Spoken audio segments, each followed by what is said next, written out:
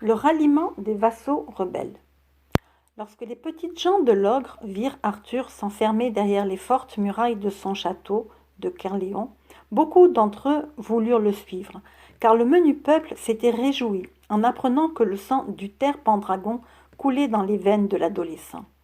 Cependant, en dehors de quelques chevaliers demeurés obstinément fidèles au fils de leur ancien maître, le nombre des hommes d'armes dont le jeune souverain pouvait disposer était dérisoire. « Beau sire, lui dit Merlin, vous avez le droit pour vous, mais vos grands vassaux sont les plus forts, et si vous n'avez recours à la ruse, vous périrez sous leurs coups.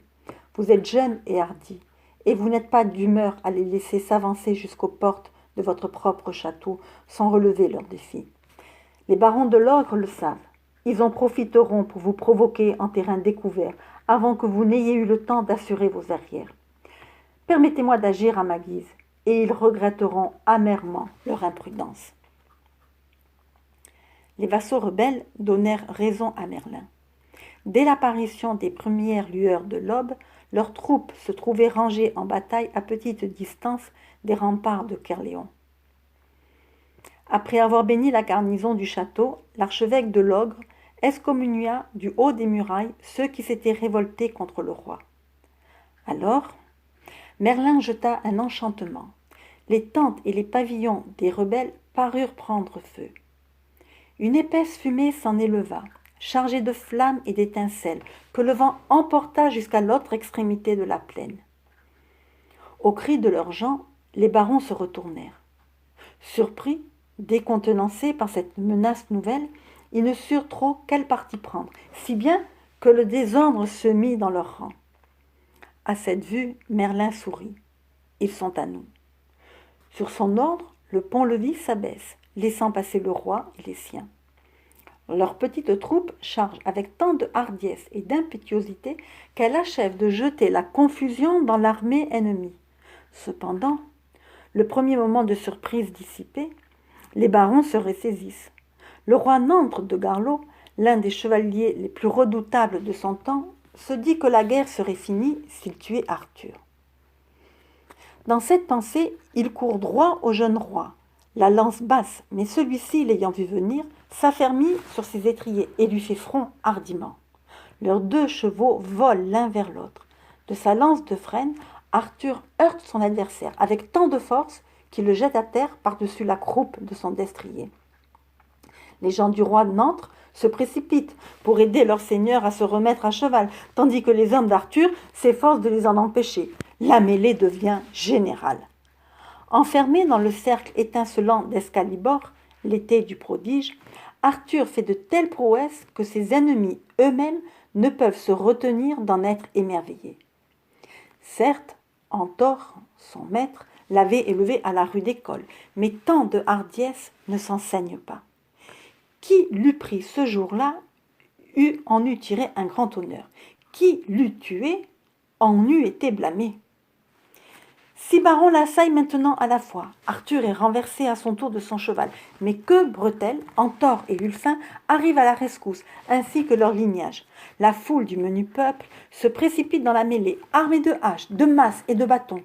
Le roi Lot, séparé de sien, se mesure à queue, et celui-ci l'assaille si rudement, puis s'acharne sur lui avec tant de fureur qu'il le laisse tout pâmé. Les gens d'Orcanie lâchent pied, le croyant mort. Les barons commencent à regretter leur félonie. Ils font encore front de leur mieux, mais déjà leurs troupes les abandonnent. Arthur, remonté par les siens, harcèle les fuyards. Ses armes sont rouges du sang de ses ennemis. L'épée haute, il va frapper Idier d'Irlande, mais son cheval l'emporte, toujours plus avant dans la mêlée. Les 11 rois fuient maintenant sans vergogne. Ils sauveront leur vie à grande peine, laissant sur leur terrain leurs bagages, leur vaisselle d'or et d'argent. Cette journée sanglante consacra le pouvoir du jeune roi mieux que le signe du Seigneur ne l'avait fait. Tel est l'aveuglement des hommes.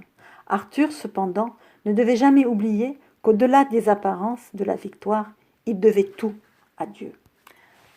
Après avoir triomphé de ses vassaux, le roi Arthur tint sa cour à Carduel durant quelques semaines. Il en profita pour armer de nombreux chevaliers que sa générosité acheva de gagner à sa cause. Ces barons l'avaient reconnu pour leur maître, et désormais, ses droits sur le royaume de l'ogre ne seraient plus contestés. Mais déjà, de plus hautes aventures l'attendaient ailleurs. Beau sire, lui dit Merlin, fortifiez vos châteaux et vos places, et confiez-les à des hommes sûrs. Puis quittez votre royaume pour vous engager au service du roi Léodagan de Carmélide, comme simple chevalier. La guerre que ses voisins lui font est injuste. Ils menacent de l'assiéger dans sa ville de Caroès. Le roi Léodagan est vieux, ses alliés l'ont abandonné. Si nul ne le soutient du dehors, il sera vaincu. Ne craignez rien pour vos terres. Après vous avoir donné la victoire sur vos barons rebelles, notre sire saura bien la garder. Allez sans crainte, car cette aventure doit vous apporter de grandes joies. Comme le roi Arthur allait quitter Carduel pour le royaume de Carmélide, deux jeunes chevaliers, Ban de Benoïc et Bohor de Ganès, lui demandèrent la permission de se joindre à son escorte. Frères par le sang, ils étaient l'un et l'autre rois en Petite-Bretagne. Mais ils avaient de bons vassaux et ne redoutaient pas leur intrigue pendant qu'ils seraient au loin. Arthur accepta leur offre et il fit bien, car jamais amitié ne fut plus désintéressée, ni plus vive que celle qu'il y a par la suite les trois jeunes hommes.